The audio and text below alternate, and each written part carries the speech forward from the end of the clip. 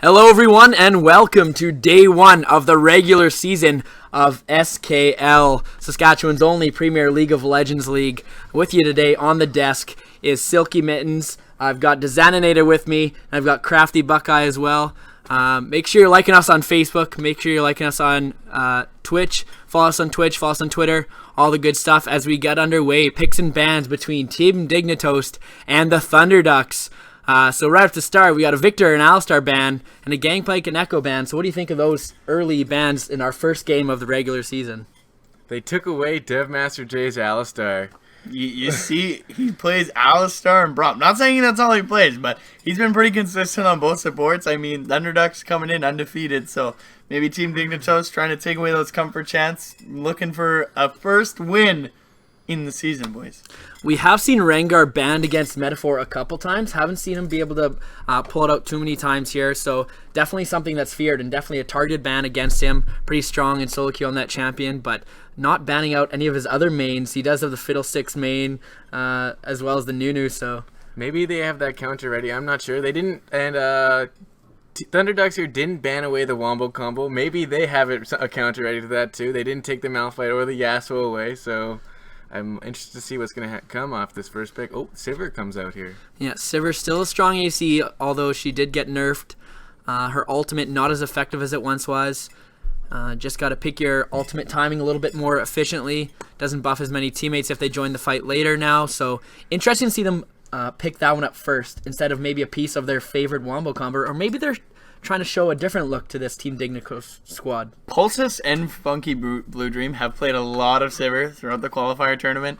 It is a good secure pickup to make sure they get the Sivir. They did run it a lot with their Wombo combo, but there's a lot of different champions they can run the Wombo combo with. Maybe they're looking to counter pick with their certain Wombo combo picks. But the Ziggs and the Riven hovered, but I don't think they're actually going to pick a champion. He's sitting here. He's got the Fiddlesticks. Do you think, Crafty, we're going to see him whip out the Fiddlesticks, or is he going to sit on that comfort Hecarim pick? I don't know if we'll see either of them, actually. I'm not too sure. I like the Riven top. It counters the Yasuo and the Malphite, so it's pretty strong into both of those, but I would like to see the Fiddlesticks.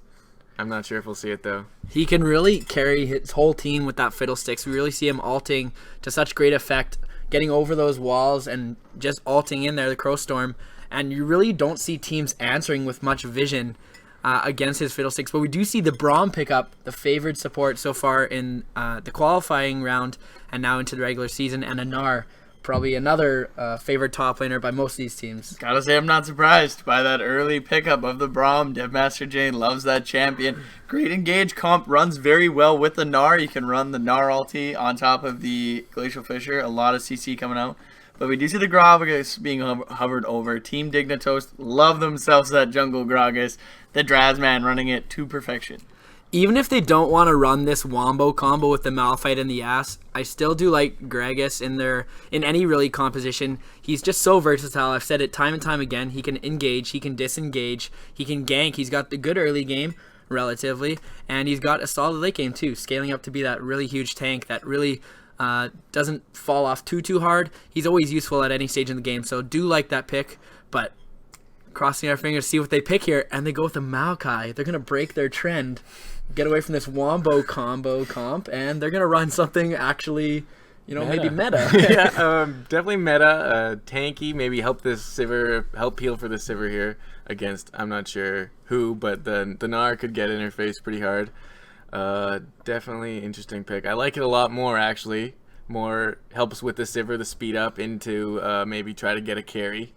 But definitely more meta picks here from Team Dignitoast. I want to see a lot of damage coming out from the mid lane for Team Dignitoast. They have a very great engage comp so far. They have a really thick front line, but they need a lot more damage coming through. I'm curious as who they will pick up as a support, if they're going to run that Nami like usual, but a lot of damage coming from the mid lane is very important. I was going to even say maybe just bring the Orianna, but it looks like Thunder Ducks are going to hover it, because you could bring the Maokai or the Gragas with the ball delivery there, which would probably help, and it just does a lot of damage, but the Ashe locked in. It looks like the Thunder Ducks have been taking notes from Team Dignitoast, because they got a Wombo of their own here. They got the Glacial Fissure, the Gnar ultimate as well, the Command Shockwave, and now the Enchanted Crystal Arrow from Ashe. that's going to be a lot of CC. It's a good thing Siver's got that spell shield, but she could probably use a couple more, I think.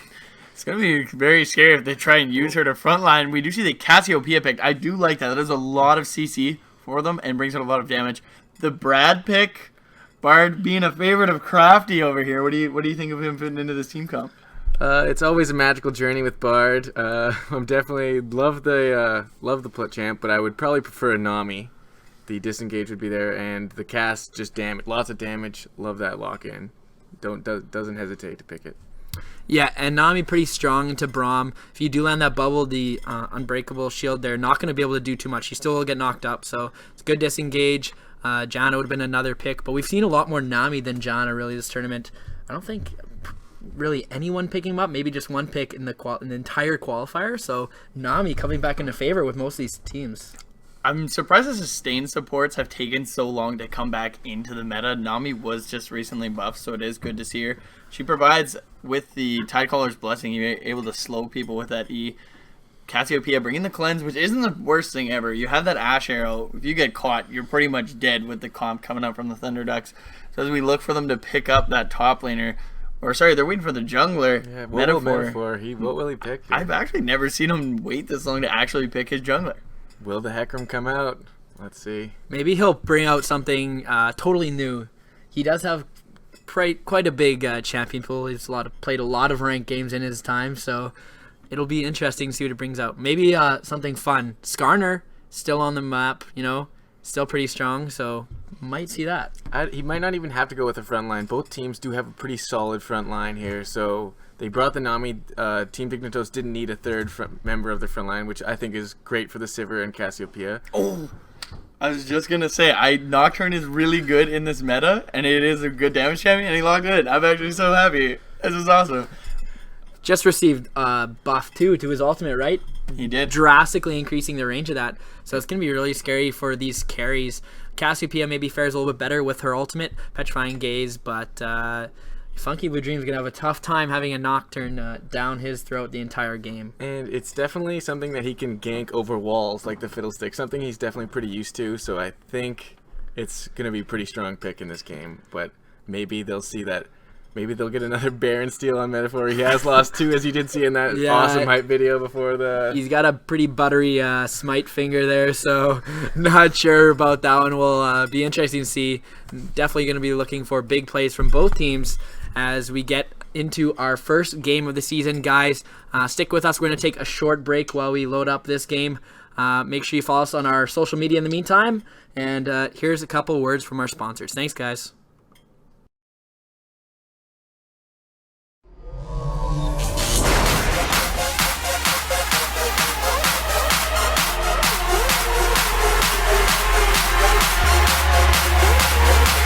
Check this out.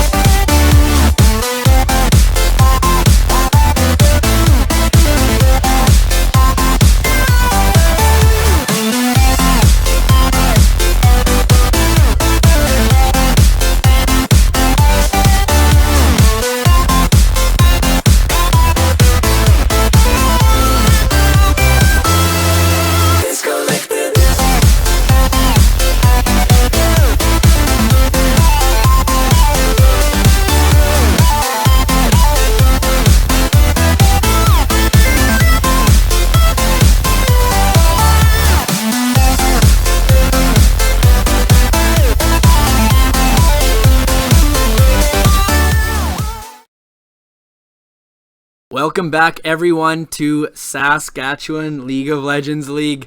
I am Silky Mittens here with the Zeninator and Crafty Buckeye as we get underway into Game 1 of a best-of-2 between Thunderducks and Team Dignitoast. This will be the only day that these guys will play until playoffs, playing these two games. So as we get underway here, we have Team Dignitoast on the blue side, and we have the Thunderducks on red.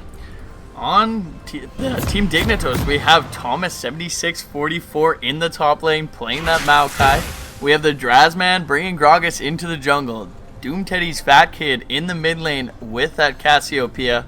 Funky Blue Dream bringing in the Sivir in that AD carry role. And Riles topping it off as support with Nami. And on the red side, the Thunderducks bringing in that Gnar from Panda 210, and Metaphor bringing in his Nocturne that we have yet to see, and Taeyang playing his Orianna, and in the bot lane, Pulsus and Devmaster J bringing in that Ashe and Braum. Yeah, pretty big team comps for both teams.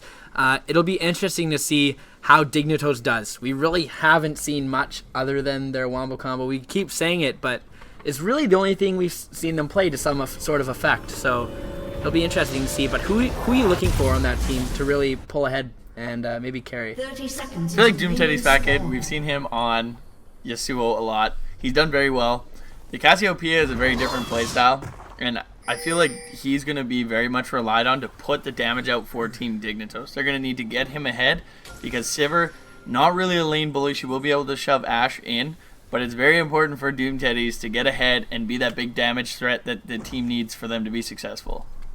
Those Twin Fangs hurt a lot when a Cassiopeia is ahead, and really it really doesn't even get weaker as the game goes on. It just gets better and better for Cass, and I don't really know about this matchup, but it shouldn't be too hard to CS against Orianna, I don't think. Just waiting for those Nocturne ults will probably be the issue. Yeah, as a Orianna, Taeyang is going to have a little bit of trouble trading with Cassiopeia because Cassiopeia has really sustained damage, right? And Orianna's shield only lasts a couple seconds, so Doom Teddy's Fat Kid lands a Noxious Blast, going to get the poison stacks on, and she's going to be throwing out the Twin Fangs for a while, right? You can only command protect yourself for so long before Doom Teddy's Fat Kid's going to be chunking her down. Interesting start, though, as we see the Thunderducks not starting on opposite sides of the map with their two solo lanes. They got both laners in the bot lane, but giving solo experience to the AD carry and support here as they're looking to get that level 2 first. They actually don't even leash for the Drazman. He starts Gromp solo and gives the Raptor camp over to Thomas on the Maokai. He's going to TP, having that level 2. He's going to be able to match Panda on the level-wise, but might be able to get a little more ahead in experience as he's going to get all that solo experience from the lane.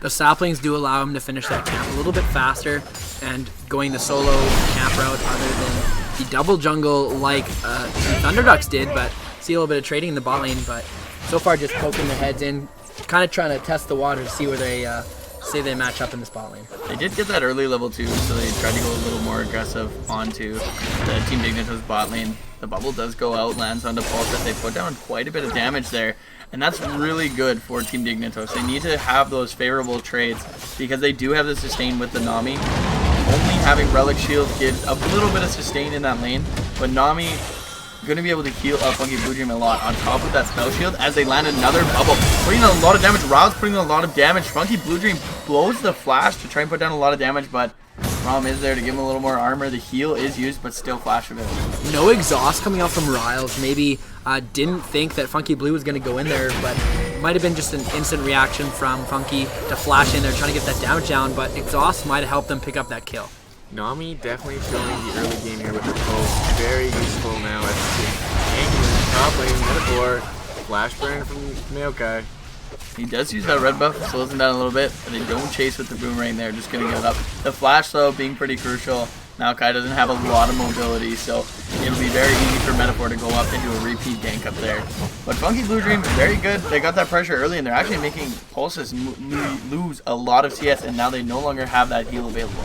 This is what Funky's going to want to do continuously in this lane. Just keep shoved up with the Boomerang Blade, bouncing blades as well. The Ricochet going to shove that Wayne really fast, and it's going to be tough for Pulses to find the farm under the tower here, as Braum really has a hard time against Nami. Hitting very hard that Winter's Bite. They may just around for a little damage, but once again, Riles has the bot. He's going to heal back up a little bit, and then he also has the self-sustain with his ability. Devmaster J full AP Braum confirmed in the bottom. Possibly. That Winter's Bite, man, hit him really hard. Although I do think, does it scale off AP or is it just percentage health? It's percent health. Oh, okay. Oh, you know, just taking a help, but we do see the Drasman making his way down there. Underdog don't know, but on the top lane as well, Metaphor repeating that gank as we said before with red buff. They might be able to pick up the kill on Thomas. Slowly, one more hit by the Gnar, but Metaphor takes the kill. They try to land the bubble, but here comes the Drasman. No heal available from Pulse. He does have flash. They're getting him very low. The concussive blow stack stacking up on Drasman. They're just going to put down a lot of damage, but no summoners blown. Maybe going in a little early. Unfortunately, Riles not able to land that off. Drasman did have the flash as well. Would have maybe liked to see a flash body slam, but we see some action in mid lane. Taeyang gonna pop that barrier. Ooh, the ignite is ticking and looks like a kill for Taeyang. The first blood coming out, or the second kill of the game, I should say, but really excellent fight there. And I think maybe Doom Teddy's biting off a little more than he could chew. Yeah, he went Uma. He was just spamming his twin fangs. He had the ignite down, but the barrier on top of Oriana's command protect just too much. Does use the flash, however, to pick up the kill, but I think it was worth it to relieve the pressure, and he also has an 8 CS lead in that mid lane. So that's going to be very favorable for Taeyang and Thunderducks going forward. Where Taeyang pulls ahead though, Funky Blue and Riles really putting the pressure on in this bot lane. We do see Metaphor hovering around this bot lane though, maybe gonna look to pressure that lane once he hits level 6. You know, gets that gank potential, but like you called out earlier, Thomas staying maybe a little bit too far ahead after blowing that summoner flash. Maybe wanted to see him play a little bit safer after wasting that. We did talk about this earlier, and I am not actually too surprised. Metaphor going towards the Warrior enchant, building that Brutalizer. He's a very gank-heavy jungler, so he's going to get a lot more effect out of that attack damage than building Devour and building attack speed. It's still a very good item, going Devour on Nocturne, but for the playstyle that Metaphor has, this Brutalizer is going to make ganking a lot easier and putting a lot more damage out for himself, securing a lot more kills. I see lots of ganks in Metaphor on the bot lane, as that's the only lane that the Team Dignitoast is winning at this point, and I think that you can't spell shield all of those wombos, the Nocturne, the Ash, and the Braum. And as you were saying, you see Metaphor making his way down. The concussive blow stacks, he is popped immediately, a lot of damage. As Taeyang goes in on Doom Teddy's here, he does get Petrifying Gaze, but just trying to disengaging there, keeping himself alive. He has to be very careful. Shockwave not available though, it was used earlier in that trade. So Doom Teddy should just heal up off his flask, or his potion, sorry, and just keep farming under turret. He should be safe, but has to be careful, as Metaphor could just go clear his blue buff, hit level 6, and use that Paranoia to hit mid lane. Doom Teddy's Fat Kid does scale up really nicely, so I would just like to see him farm from now on. He does scale up super nice, being that late game terror as Cassiopeia is known to be, and you're really not going to want to be too aggressive with the Nocturne on the enemy team. I don't know if she can continue to trade like that against this Oriana. If you get one good command Shockwave, you're sitting duck, and then the Metaphor is just going to come flying in there and secure the kill. You're going to have to look to Drasman to try and counter some of that aggression. It's going to be big for him to try and guess where Metaphor is going to be, because just not having the global pressure that Nocturne does is already, you know, a bit of a deficit. And the Gragas pick is actually very good into the Nocturne. He does have Spell Shield, but you have the Body Slam and the Cast that you can separate his target that he's trying to fear. Really save your teammate as it goes forward. Looking bot lane though, we do see Flunky Blue Dream picking up that BF sword after his first back. The double Durans pickaxe onto the Ash. Quite a bit of an advantage down there, and they're doing quite well for how that lane really should be going. Maybe that kill going over to that Ash would have been a lot more useful for the team, but still Metaphor loves to carry. Maybe just putting on his carry pants now, stealing it with the smite. But Ash a little bit behind here, and I think the level 6 gank from Nocturne will be prioritized in that bot lane. I do really like this ward from Thomas. Getting that forward ward in the top tri-bush is really going to stop Metaphor from pressuring too hard, and I don't think that he's going to want to use that Nocturne ultimate in the top lane anyways, so that forward ward is really going to keep him safe. Going to spot out Nocturne for the most part, as well as Drasman's wards in the river. There is that pink ward by the Thunderducks in that top river though, so definitely be a battle for vision, but we do see a fight in the mid lane, and Metaphor gonna pick up another one using that ultimate to dive under the tower with the help of Taeyang, and that is command Shockwave used as well to secure that one. So just like we said, we've known it was coming all along, and just kind of wondering what lane it was gonna happen in. And we were talking, myth confirmed. You can ball, you can command protect the Nocturne as he's flying in and grab that wombo. It's going to be very effective. We see Metaphor straight down to bot lane here. He goes in, he pops his spell shield. Oh, Funky Blue Dream just getting away. He needs one more stack, but great flash over the wall there. No, oh, but Taeyong snipes him blindly over the wall. Picks up himself double buffs, and that should be a free dragon there for Thunderducks. As the Drazman's kind of by himself, not sure he's going to be able to put down the pressure or outsmite or Metaphor. After that gank mid, he just trots on down to the bottom lane and is able to just walk right behind them with pretty much for free. Drazman going to do what he can here at this dragon, but I'm pretty sure it's a little bit too late. He does steal the dragon!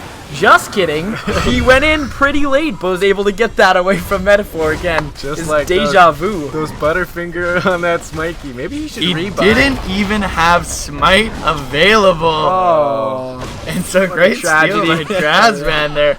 I don't know if he knew there was no Smite available, but maybe a little cocky by Thunderducks. Great pickup there by Drazman. Yeah, the flash being wasted by Drazman to get out of that one, but definitely worth. We see Panda being a pest in his top lane against Thomas.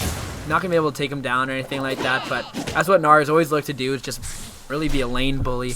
And we're going to have to look towards Dignitoast to regain some of the vision on this map. That's really what they need. You want to see Nocturne coming from a distance. You don't need those close wards.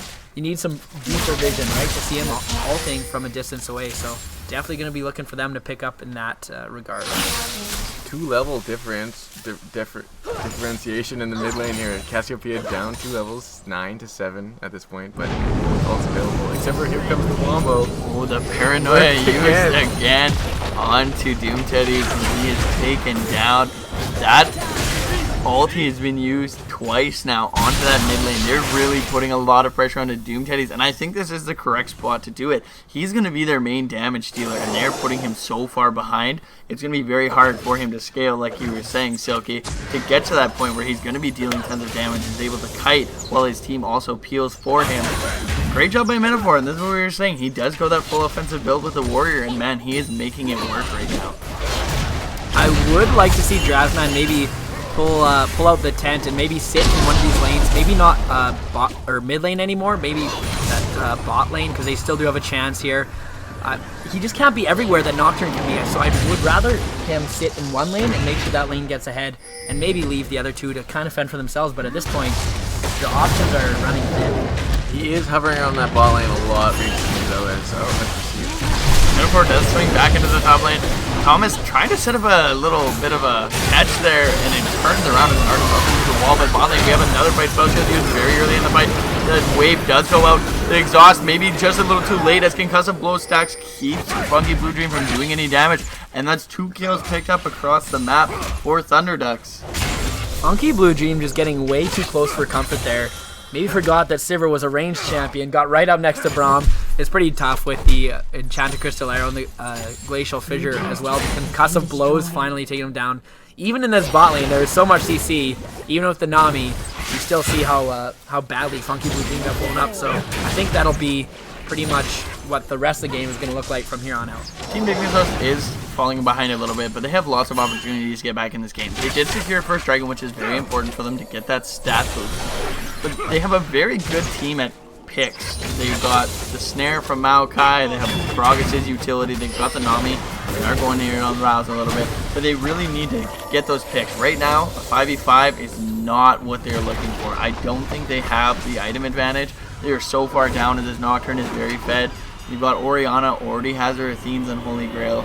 Once she starts building that AP, she's going to be doing a lot of damage. Gnar also having damage, not very tanky, but these 5v5s are not going to work in their favor. They need to start getting these wards deep into the jungle so they can see where Nocturne is at all times, know if he can ult in and help, and really find the picks. I think that's their only way of coming back in right now.